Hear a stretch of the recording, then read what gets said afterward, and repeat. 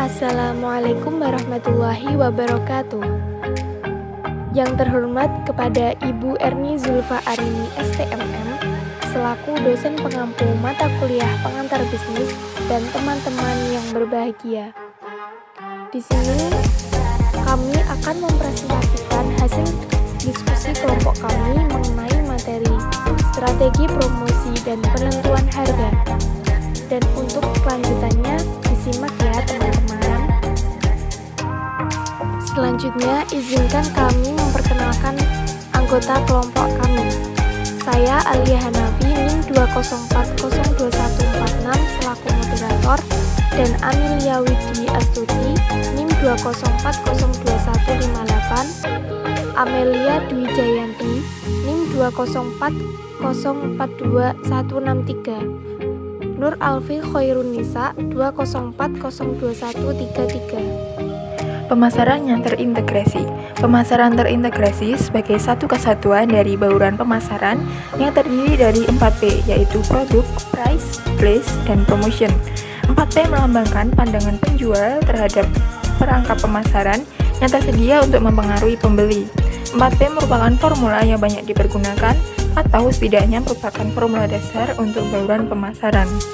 Bauran pemasaran yang terdiri dari 4P yaitu produk, price, place, dan promotion. Seiring berkembangannya zaman dan tuntutan pasar yang senantiasa mengalami perkembangan, telah mengalami evolusi dan terus berkembang searah dengan perkembangan perilaku konsumen dan kecerdasan para ahli pemasaran.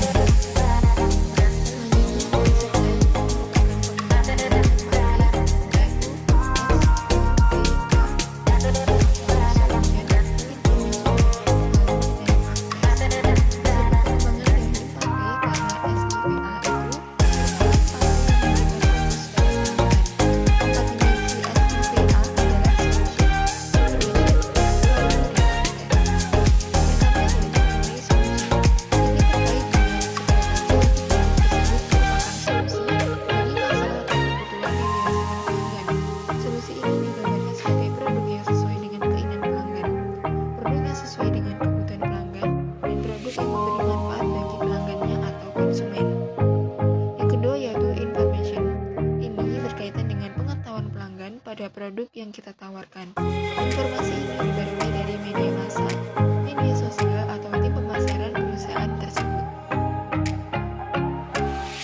Yang ketiga yaitu value. Ini terkait dengan nilai yang dirasakan konsumen. Misalnya, kita menanyakan apakah biaya yang mereka keluarkan sebagai yang keempat yaitu akses. Ini berkaitan dengan kemudahan pelanggan untuk mendapatkan produk tersebut sebagai solusi atas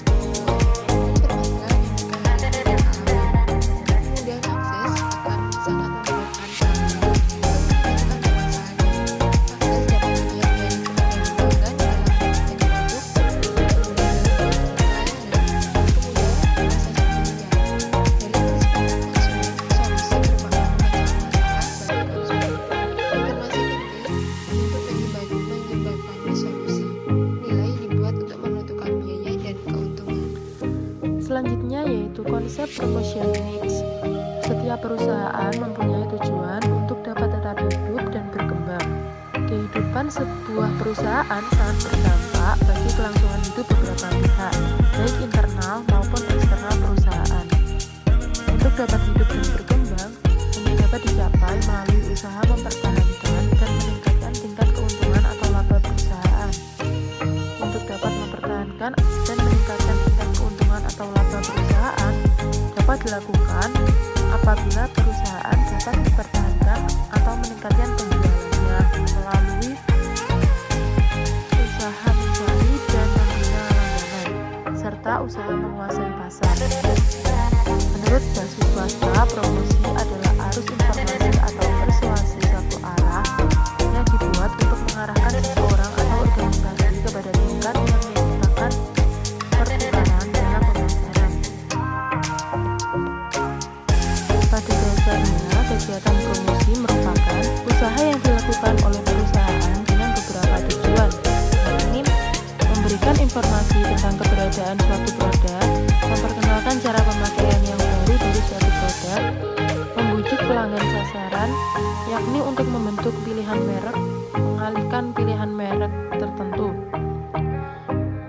Yang ketiga, mengingatkan, yakni mengingatkan pembeli bahwa produk yang bersangkutan dibutuhkan dalam waktu dekat. Mengingatkan pembeli akan tempat-tempat yang menjual produk perusahaan. Jadi, dalam hal ini, promosi adalah sebagai daya tarik konsumen dalam melakukan keputusan pembelian. Dengan adanya promosi diharapkan mampu merubah sikap, selera, mendorong konsumen, serta menimbulkan ketertarikan yang kuat dari konsumen untuk melakukan keputusan pembelian. 4 alat promosi yang pada umumnya digunakan oleh perusahaan atau pemasar untuk memperkenalkan dan mempengaruhi konsumen, yakni yang pertama, periklanan atau advertising. Iklan adalah penyampaian pesan kepada khalayak yang dituju guna mencapai tujuan tertentu. Iklan memiliki peranan yang penting bagi suatu perusahaan, yaitu peran persuasif, yakni mempengaruhi selera konsumen. Yang kedua, promosi penjualan atau sales promotion. Bentuk persuasi langsung melalui penggunaan berbagai intensif yang dapat diatur untuk merangsang pembelian produk dengan selera dan atau meningkatkan jumlah barang yang dibeli pelanggan. Yang ketiga, personal selling atau penjualan pribadi. Personal selling atau penjualan pribadi merupakan kegiatan perusahaan untuk melakukan kontak langsung dengan calon konsumennya. Kegiatan ini bisa dalam bentuk door-to-door selling atau kunjungan wakil perusahaan ke tempat pembeli. Yang keempat, publicity atau publisitas merupakan upaya komunikasi menyeluruh dari suatu perusahaan untuk mempengaruhi persepsi, opini, keyakinan, dan sikap berbagai kelompok terhadap perusahaan tersebut.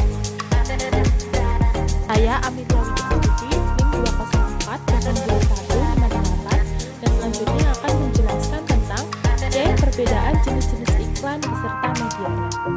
Yang pertama ada iklan berdasarkan isi.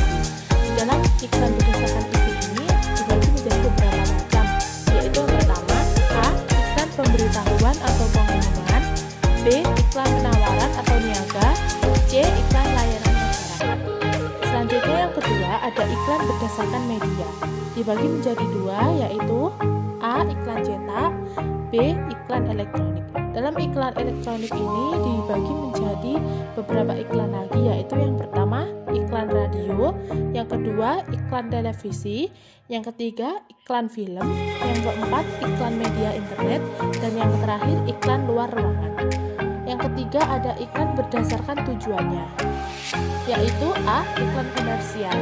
Iklan komersial bisnis memiliki tujuan untuk mencari keuntungan ekonomi yang utamanya meningkatkan penjualan. Iklan komersial ini dapat dibagi lagi menjadi 1. Iklan non-komersial. Jenis iklan non-komersial umumnya dibuat untuk tujuan memberikan informasi, ajakan, dan edukasi terhadap masyarakat. Materi yang selanjutnya yaitu masalah-masalah etika utama yang terkait dengan promosi. Unsur promosi dalam bauran pemasaran harus memiliki peran yang benar, yang dapat diukur dengan kriteria sebagai berikut. Yang pertama, sebagai sarana menyampaikan informasi yang benar dan objektif tentang kandungan atau komposisi barang yang dipromosikan. Yang kedua, sebagai fungsi menjelaskan fungsi manfaat positif barang bagi manusia.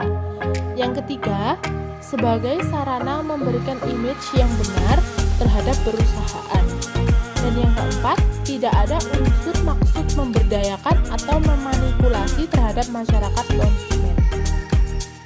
Etika promosi merupakan bagian dari etika bisnis yang menunjuk pada bisnis aspek-aspek moral dari kegiatan melakukan promosi bisnis.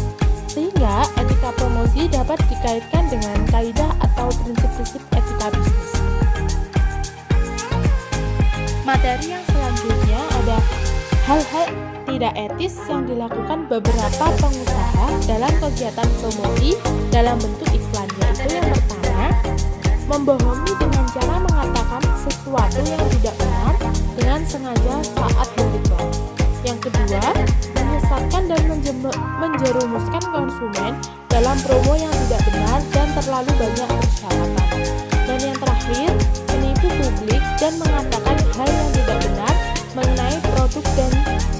dengan mengada-adakan promosi yang ternyata tidak ada. Sekian presentasi dari kelompok kami. Terima kasih untuk teman-teman yang sudah menonton dari awal hingga akhir. Wassalamualaikum warahmatullahi wabarakatuh.